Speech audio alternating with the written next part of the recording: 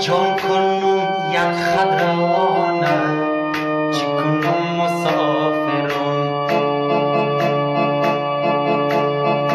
وارایی کنه اولشانه چی کنم مسافرم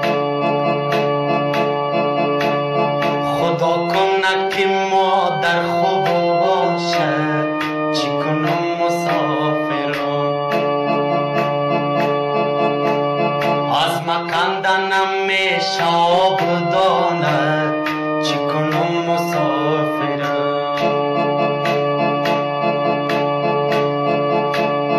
کسی که